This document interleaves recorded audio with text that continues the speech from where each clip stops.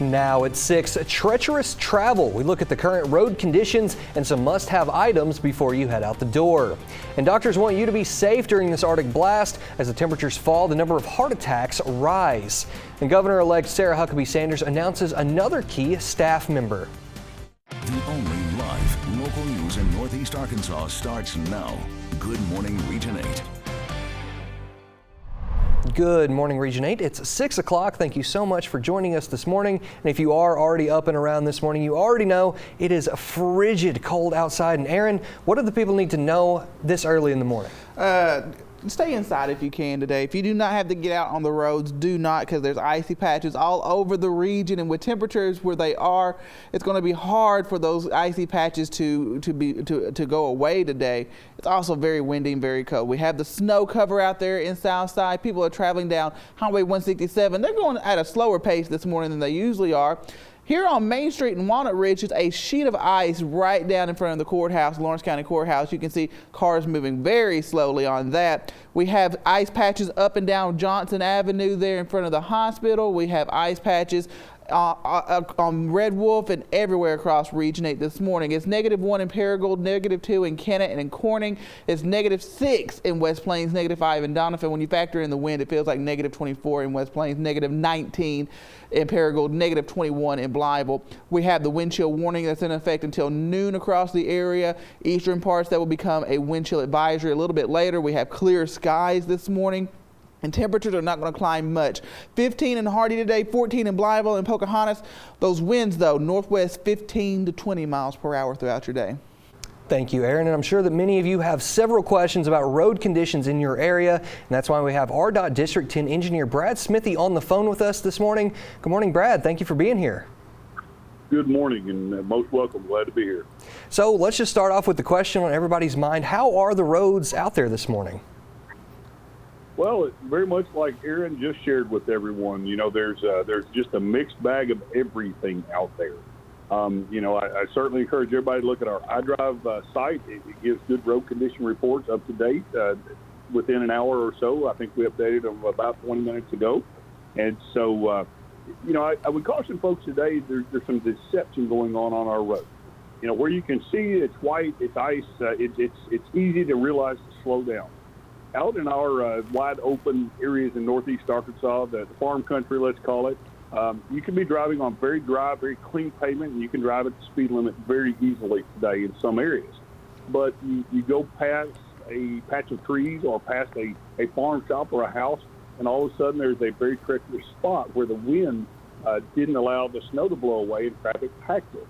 So there are just locations out there that can really sneak up on you. In our urban areas where buildings and homes and towns really didn't let the wind work very good. And on top of that, traffic really impacted it yesterday afternoon during the hours when it fell, was of course about the time we all went home from work yesterday. That we didn't have a chance to get that off the pavement very well. And so it has packed and is really pretty treacherous this morning. Folks are driving. It's fairly got decent traction on it. But people really do need to use extreme caution today.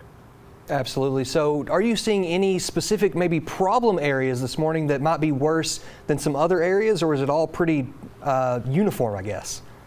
It's sporadically uniform, I guess is the best way I can say it. It really is.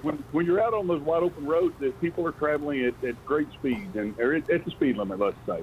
But then all of a sudden there's a bad spot, and those are the locations where people are getting themselves in trouble. Through the night, our worst section probably was Interstate 55, a little bit south of Blytheville. We've got a construction project. And south of there, they were wide open, nothing on the road. And traffic, the wind was blowing everything off, and the plow trucks were effective. But in that construction zone, there's some concrete walls in place, much like in Jonesboro, and I suspect 555 project has this to some degree. But you just got those spots where something prevented snow and ice from blowing away, and our plow trucks from effectively getting it gone. It got some depth, traffic packed it down, and now it's really solid. And honestly, today I don't know how much progress we can make at these temperatures. Salts and chlorides and all the products that we have just don't work at these extreme low temperatures. So what's there, I don't know that we're going to be able to significantly change it until we get a little bit more cooperation from the sun.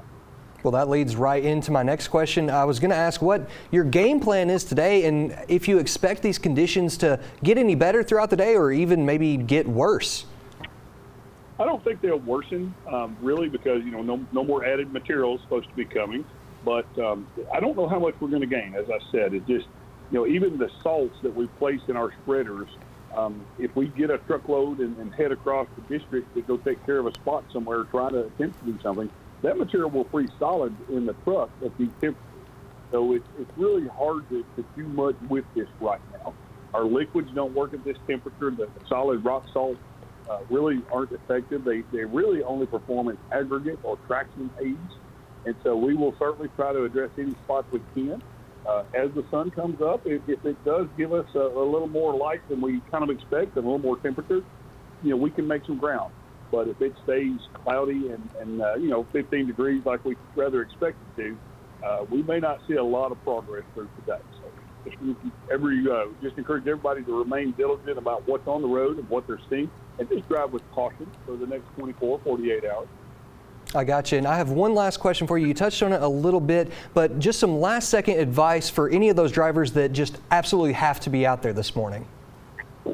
Well, that's a great point. If you just don't need to be out on a day like today, it's just don't, because, a momentary problem with your vehicle or slip off in the ditch, it's so cold. You could find yourself in trouble in a hurry. But if you have to be out,